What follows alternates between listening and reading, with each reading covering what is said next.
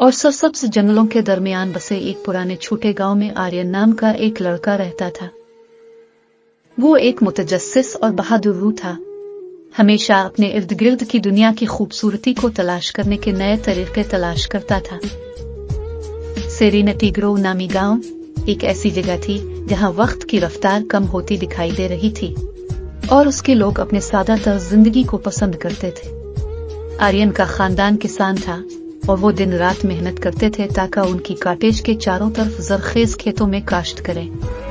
लेकिन अपने वालिदैन के बरक्स आर्यन का दिल जमीन को जोतने और बीज बोने से ज्यादा चाहता था। इसने दूर दराज की जमीनों, दूर दराज पहाड़ों और उफक से परे छुपे राजों का ख्वाब देखा। हर रोज अपने खानदान के कामों में मदद करने के बाद आर्यन गांव की सरहद से मुत्तसिल जंगल में घूमता था।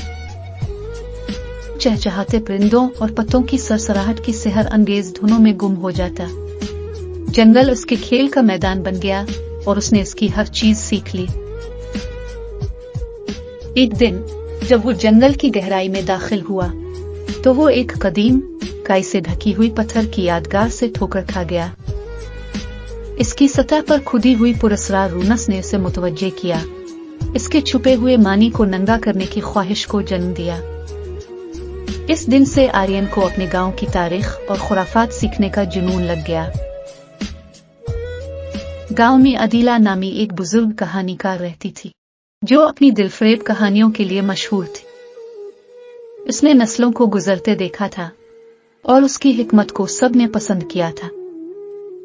आर्यन ने इसे ढूंढा इस उम्मीद पर कि वो पत्थर की यादगार के असरार को खोल सकती है और इस तरह वो अदीला के आजिज घर में अक्सर आने जाने वाला बन गया।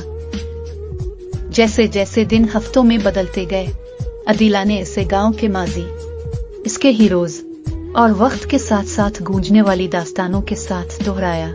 इसने बहादुर जंगजू, जादुई मखलूकात और जंगल की गहराइयों में छुपे अफसानवी खजानों के बारे में बात की।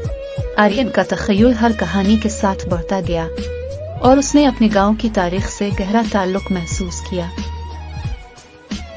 एक शाम जैसे ही सूरज उफक के नीचे डूब गया, अदीला ने आर्यन को एक कदीम आसार के बारे में बताया जिसके बारे में कहा जाता था कि इसके उठाने वाले को गुजरे हुए जमानों की हिकमत अता होगी। अलामात के मुताबिक ये जंगल के सबसे घने हिस्से के मरकज में छुपा हुआ था जिसकी हिफाजत एक सूफियाना सरपरस्त ने की थी। इस आसार की तलाश के इम्कान ने आर्यन के दिल को जोश और अज़्म से भर दिया। अगली ही सुबह आर्यन एक मुहिम जोई पर निकला जैसा कि कोई और नहीं। नए पाए जाने वाले इल्म और हौसले से भरे दिल से लैस इसने जंगल की गहराइयों तक रसाई हासिल की, चैलेंजों का सामना किया और रुकावटों पर काबू पाते हुए इन महारतों के साथ जो उसने वक्त के साथ हासिल की थी दिन रातों में बदल गए, लेकिन उसने हार मानने से इनकार कर दिया। आखिरकार जो अबदियत की तरह महसूस हुआ, इसके बाद वो जंगल के दिल तक पहुंच गया। वहां दरख्तों के दरमियान जो आसमान को छूते नजर आते थे, सरपरस्त खड़ा था। ये एक शानदार चमकदार मखलूक थी जिसकी आंखों ने कायनात की हिकमत को थाम रखा था।